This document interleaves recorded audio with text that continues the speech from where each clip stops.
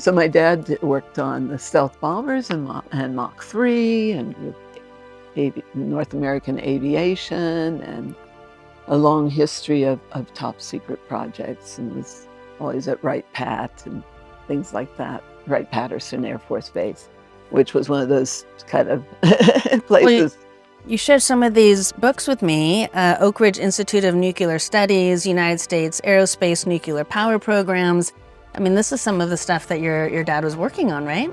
Hello, EE Systems family. Here we are with a CubeSide chat with Dr. Sandra Rose Michael, and we're going to start today with a show and tell of your amazing and beautiful family history, because it's quite rare for a couple physicists that are deeply in love and have children that are also geniuses. So I'm really excited about this story because I'm absolutely astonished that you don't have a biography or a series of documentaries about your life and your life's work that's so profound. So it's an absolute honor to hear it from you directly. And let's dive into mom and dad and their story and their brilliance. Yeah, because we have talked about this quite a few times on, with different interviews, because people will ask, well, where did this all start? Well, it started when my parents were in engineering physics at Ohio State University. And my mother, the nuclear physicist, she'd passed all the top secret clearances, been a nuclear physicist. And my dad, the electrical, mechanical, structural, aeronautical engineer. And so they met, and it was kind of a funny thing. I know you saw that picture. Where's that picture with my mother? But you'll see it. They met, and she, the saying then was, guys don't make passes at girls that wear glasses. And so she did not want to wear her glasses, but she was blind as a bat in one eye and couldn't see out of the other. And that was always their joke for both of them. So she wasn't wearing her glasses, and she thought my dad was her lab partner. Oh, how cute. And that's how they met. Well, definitely now lab partner to life partner. Yeah, so very kind of interesting background for how they met and got together. And so then we have a picture we'll show of their wedding. Yes. It was a Christmas wedding. And I mean, we've told the story, but it would really have to laugh about it because where do two hyper genius geeks, nerds, go for their honeymoon in the 50s? Early 50s. This was 52. Well, think about that one. Let's see, if smart is sexy and they're not a laboratory, but something cooler, an observatory or something of that? Yeah. Where would they go? Niagara Falls. Okay. But the real reason is Tesla's power plant. That makes sense, of course. The great Tesla power plant. And so that's where I was conceived. Oops, and because that was a big oops. Oh. Yeah, my mother never wanted to be a mother. She never wanted to be a housekeeper. She never wanted to be a cook, to clean. She's a scientist. Yeah, she wanted to be this great research scientist. And her mother told her that if she douched on her wedding night, she wouldn't get pregnant. That didn't work out. Oops. And then somehow it was all my fault. Yeah, you wanted to come in, and specifically through them, apparently. I came through that rush of the Niagara Falls. Oops. And with them focused on the Tesla research there. Wow. Conceived in the field. Quite literally. And so literally, that have been, my entire life, I have worked with Tesla's experiments and work. And actually to this day, I mean, part of the request was to create the technology to override all the abuse of Tesla's work. Does that have something to do with what your mother was working on when she was pregnant with you? Yeah. Yeah. So Battelle Labs is where this Battelle News, April of 53. This is one of the things I found when I was cleaning up their house, So Yeah, that's an original computer. But she could tell people that she was a photographer there, but the vivid recall and the memories finally got that all clarified before she passed, but, the vivid recall, no, she was fissioning plutonium in the labs the whole Whoa. time she was pregnant with me, and I remember it vividly. I had a bit of radiation exposure, so I really talk about how I l I literally know and understand radiation from the inside out. And she had prayed to get the bomb before the Russians, and she's very religious. I come from a very, very staunch, on both sides, staunch, Lutheran lineage, Mm. with my dad being in the lineage of Martin Luther. Oh, And wow. so, yeah, And is he a minister as well? no, No, but it but was, very yeah, we were in church twice a week at least, but wow. yeah, because they founded the Lutheran Church in Ohio, kind of stuff. Yeah, so that, yeah, very interesting, very Spirit and science. staunch. Yeah. And so my mother was praying to, do the bomb and working on the bomb. Wow. Yeah. And my dad did all top secret stuff as well, working on all stealth bombers and Mach 3 Mm. and things like that. So, We have that yeah. here somewhere. Yeah, this is the Battelle Labs stuff is fascinating. Um, but yeah, where's this? Okay, we have We we have have the stuff on so your much dad. material. Um, Maybe I left it up there. yeah, so much material. So my dad worked on the stealth bombers and Mach 3 and with North American aviation and a long history of top secret projects and was always at Wright-Pat and things like that. Wright-Patterson Air Force Base, which was one of those kind of Well, places. you shared some of these books with me, Oak Ridge Institute of Nuclear Studies, United States Aerospace Nuclear Power Programs. I mean, this is some of the stuff that your dad was working on, right? Yeah, my dad and my mom, and yeah, and that's what I grew up with. Literally grew up doing all the experiments in electricity and things. My favorite toys growing up, Geiger counters and gyroscopes. I had collections of them. I thought they were everybody's favorite toys. Sure, that's And totally normal. but experiments, electricity, but I did literally all of Tesla's experiments, levitating things and building rockets in the backyard and on the farm in Ohio, Marion, Ohio. That sounds like fun. Mhm. Yeah, and it's quite an interesting historical place where, the farm had been in my dad's family since it was deeded, by President Andrew Jackson. Wow. And so the original farmhouse was logs, and, so we had 160 acres. To But play on and do experiments of all kinds. yeah, so the walls were very thick, because the original house was, log. So, interesting history. Grew up with knowing all the history because my dad photographic memory, That helps. absolutely photographic memory on every detail and speck of history, but also every speck of every plane, of every car. He was a car collector, and, show you he taught navigation till he passed in his 80s. He was still teaching navigation, That's the powerful. old school navigation skills. So, grew up with the boats and the and the cars but, the planes, and, he wanted to be a pilot. He was in the Air Force, and they gave him an honorable discharge to go into the aeronautical, because he really was a genius at aeronautical engineering. And that's where they wanted his genius. Mhm. Tell us about your dolly. This is a sweet, cuddly doll. Yeah, these are my favorite dolls as I was growing up. It was a little different. Mm. So that was the Visible Man, and the Visible Woman is lost, but I was so excited when I found him when I was going through their attic, Mhm. when my dad passed, and I found my Visible Man. So, because it was a whole full real course in the anatomy, Yeah, of that's course, that was my phenomenal. favorite college courses I did was anatomy, physiology. Foundations of becoming a doctor, Mhm. right? Amazing. Yeah, because, I came in, my mother was working on the bomb, my dad working on stealth bombers, and I come in going, "How do we heal all of this?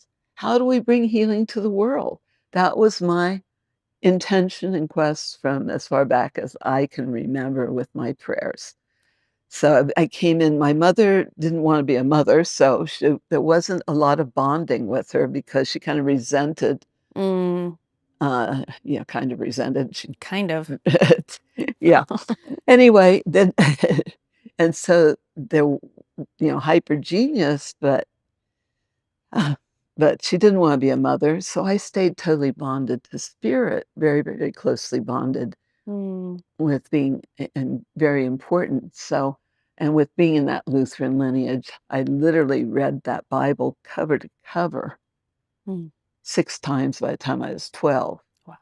Okay. But being a researcher, which I wanted all the information, all the knowledge, so by the time I was 12, I had every translation I could find of the Bible, all the things to reference, what they translated and what, when, where, why, how, but also listening to spirit and getting all the real stories, Mm. so that is my foundation in that Lutheran church, and of course, he was a rebel, the first protester, the Protestant thing. Oh, He was one that, you know, uh, the Catholics said only the priests were qualified to read. Now, the whole Lutheran thing is all about reading, so you had the Gutenberg Bible and all that stuff, mm. that we should all have a personal relationship with God and not just go through a priest. But so the reading was like a key component to that. So very interesting, perfect background. But the reason I could do all that is, my mother belonged to Mensa. And Smartest people in the world. yeah, which for those of you that don't know, that's an IQ in the top 1%. You know, and so yeah, I grew up doing all of the Mensa brain trainings and speed reading was another one of my favorite toys. This is something that all kids should really grow up with. Agreed. You know? Especially for the amount of reading that they're doing in schools now. And when you're reading the Bible 6 times, it helps to read faster.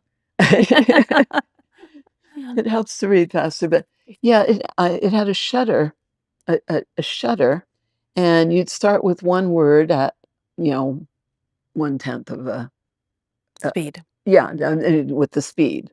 And you'd start with one speed going slower, so you see it longer, one word, one speed, and you go up to, phrases and sentences, then paragraphs, Mm. and you bring the shutter speed down farther and farther. Mm. So that's part of what I actually entrained this for is for photo reading. Oh, That's part that of makes what sense it's now. training the brain to do, like, photo reading, to process that way, because I understood that so well from growing up with it from the time I was very, very young. Mm. I was already reading in kindergarten, obviously, but by 3rd grade, I was reading college level. But what my thing that I was the big deal for me in 3rd, 4th, 5th grade, I read encyclopedias cover to cover, dictionaries cover to cover. I wanted all the information. I'm a researcher, and collections of encyclopedias. I at least was blessed to have that in my family. So it was collections of multiple encyclopedia sets where I could compare everything and do the research, anything I wanted to. Now there's Google, but we did not have that.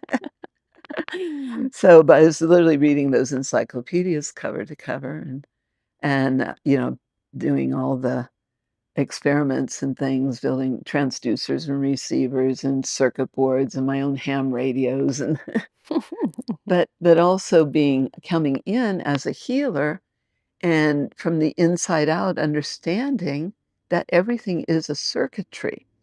And I could hold my hands around the animals and watch how the energy would flow through that circuitry. Everything to me was engineering and physics Mm-hmm. because that's my foundation. That's how you Literally. came in. I came in on that. Yeah. Yes. So I could see how that was a circuitry in the body, and it's all energy. All life is energy. But also, I would work to, because I could project my awareness, I wanted to see for myself what it felt like to be in that body, to be in that consciousness, Mm. to be in that, and, to look out through those eyes and see what it was like to be in that experience. And so that was part of my gift was really tracking things cell by cell through the body and literally looking at things on microscopes and all that too. At the DNA level. And yeah, always understanding and working from the DNA level, the cell level, and the organ level, and looking at all the different systems that way. So I grew up that way. Mm. So yeah, these are my dolls, and so it's a little different. I'm excited to share this. Cutie pie. I was 4 or 5 years old, somewhere in there about then. How adorable. It's pretty funny, actually. Yeah, and I love your high school picture too, which we're going to share. And last night when we were talking, I got to learn, speaking about the DNA, I got to learn from you why you became a majorette and the baton. Will you share the baton with our friends? Okay. Okay. At home with Dr. Michael. Check this out. Okay, I don't know how that's gonna show up on a camera. Anyway, I think I was 2 or 3 years old when I grabbed my first baton and started twirling it. Oh, But that is all the infinity wave. there it is. Yeah, you see how that goes, the infinity wave. So, yeah, so I was head majorette through high school.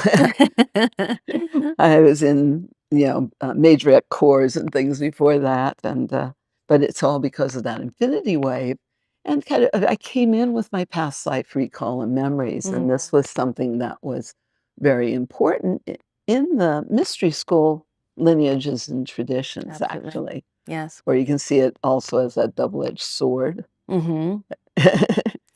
And Archangel Michael is been my main guide. People ask, "How in the world have you done what you've done and you're still alive?" It's Archangel Archangel Michael. That's the only reason. He's a great guardian angel. And, we had this discussion. Maybe we'll talk a little bit about that right Yeah, we now. can. Absolutely. Because, I have 4 kids too, right? So I had 2 with my first husband and how we got to that marriage. But 2 with my first husband, I was 20 and 22. And then 2 with my second husband, Bertolicini, and I was 30 and 33 by the time I had them. So when I was going through the divorce from my second husband, Okay, second husband. going through that divorce, my attorney, who was also working with me, and his his vocation was an attorney, his avocation was rebirthing, the breath work. Wow. Yeah. And so we were what a good. conscious attorney. Uh-huh. And so we were good friends. Yeah, Bet, because I worked with him. We initially, I worked with the rebirthing for decades, actually, the breath work. Mhm. And that's what aloha is, that oneness with the breath and the love of all life. But I started with the rebirthing, kind of Sandra Rose teachings, but back further. And so he was a rebirther. And this is when I was working at the Alpha Biotic Center. And I started with rebirthing with him.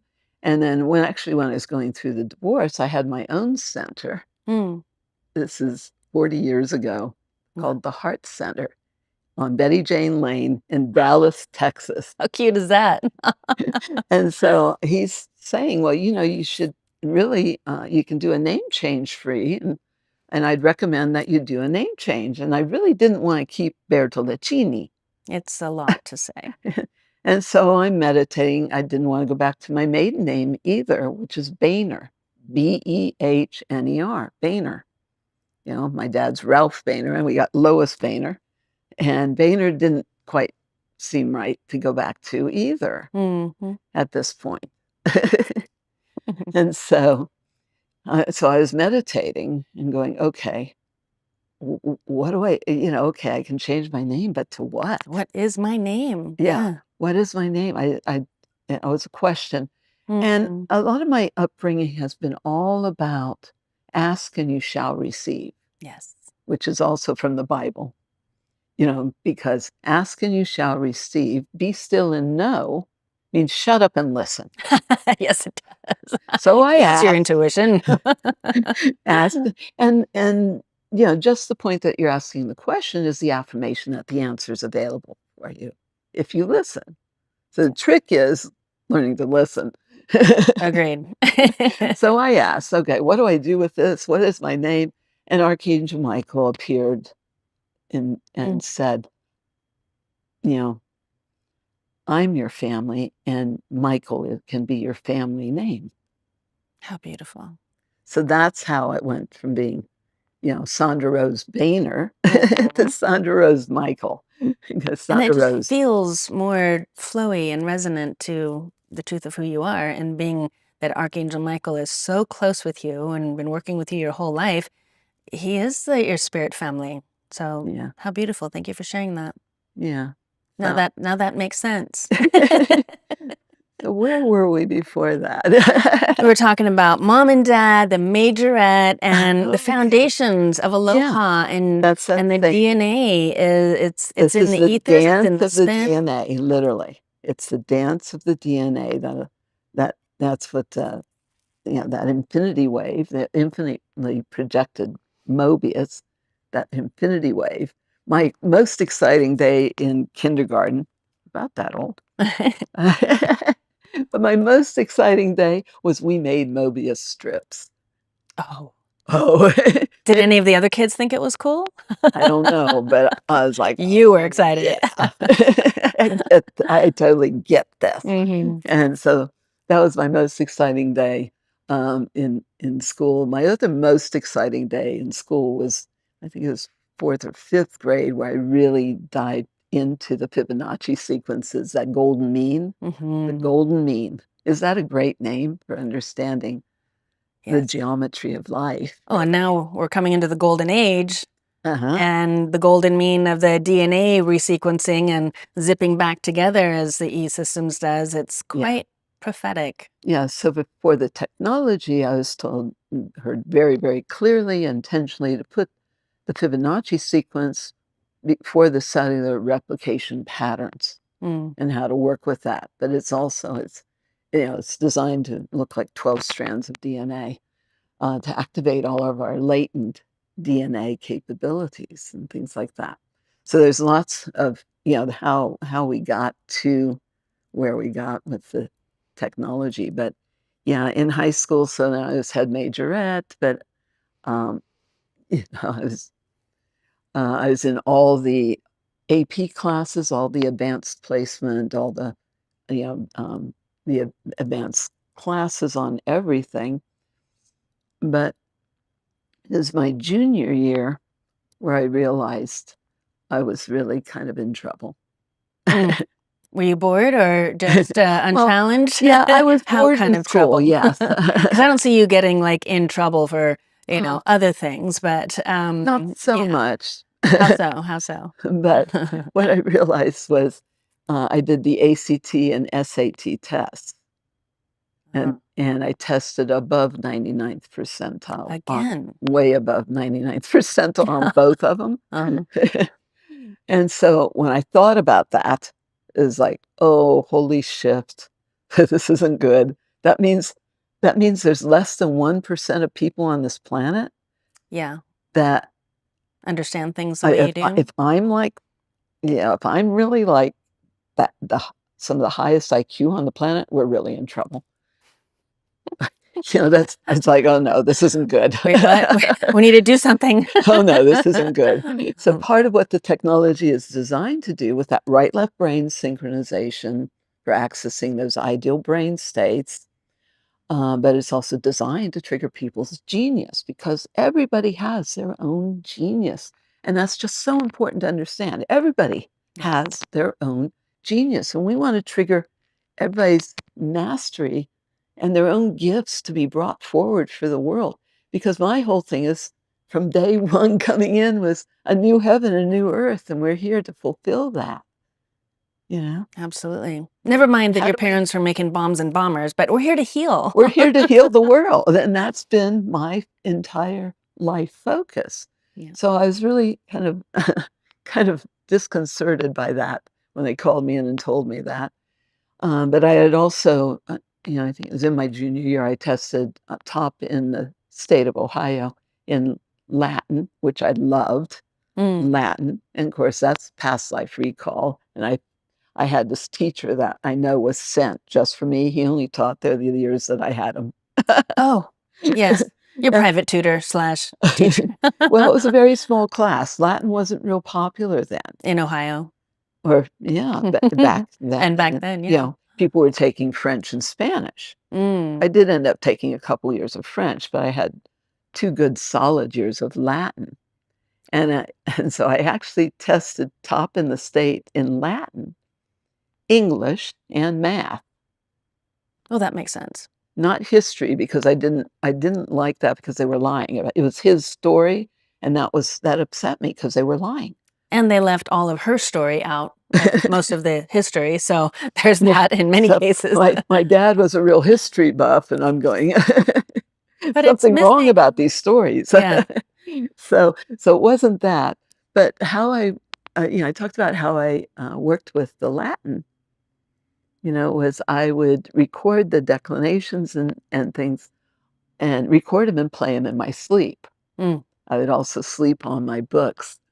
Subliminal studying. Yeah, because it's sleep learning. Mhm. When you really understand all the capabilities of the mind from what you get from Mensa, Mm. when you really understand how powerful, we want to use more than 10% of that brain. Oh, yeah. It's So I was always there for a pushing reason. those limits and see what all this, what all can we learn, Mhm. what all can we know, even more important, Yes, and at a now what we real do with that. level. And for me, the Latin was, my teacher of Latin was incredible. He was vegetarian. Of course, I had decided I was vegetarian at 4 years old because I was petting a cow Mm. and looking in the eyes, and my astrologer years later asked, "What was so traumatic that happened to you at 4 years old?" Mm. I was petting a cow, looked in their eyes, and realized that people ate them. And I thought the rule was, "Thou shalt not kill." I took that Bible serious. Yeah, literally. And so that's when I realized I just couldn't kill, and it's old memories of the temples and things too, because it was all about purity of diet. Jesus's teachings, he comes from the Essenes, the Essene knowledge, the Essene teachings. So I also studied that. Mhm. So, but that's how I did was the sleep learning. And then the math, I could do everything in my head, advanced computations. So that was real easy. And, and the English. So it was the transition from high school to college, and I know there was kind of like an accelerated jump, if you will, in your last year or so. Oh, that's where How did that happen? because here I tested higher than anybody in the state, right? Mhm, At mhm. 4.0 or whatever, grade point, all that. Tested top in the state, Latin, English, and math, above 99th percentile, and I had the worst attendance record in the entire state. Because I could learn so Highest much grades, more. lowest attendance. Mm. And so they knew I wasn't quite getting it from my teachers, because I was a reader, and Mhm. I would read.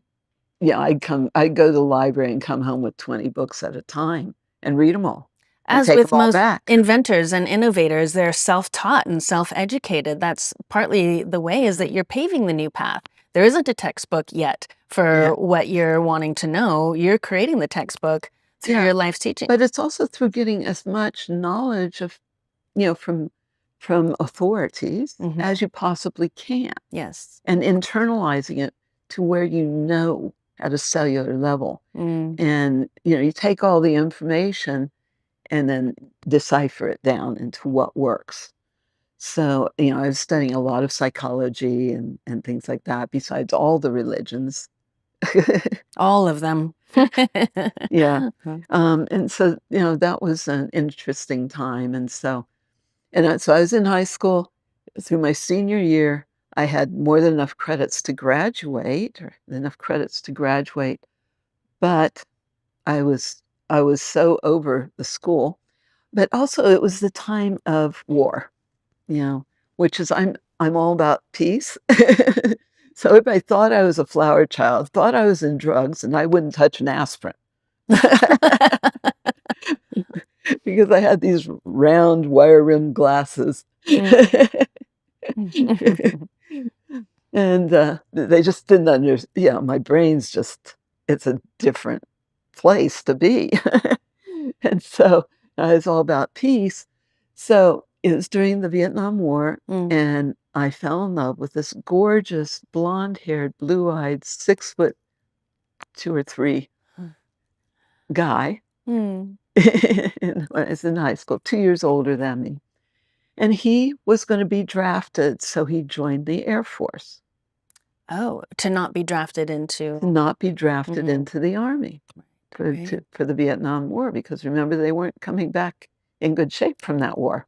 Or at all sometimes, right. Exactly. Mhm. And so he joined the Air Force.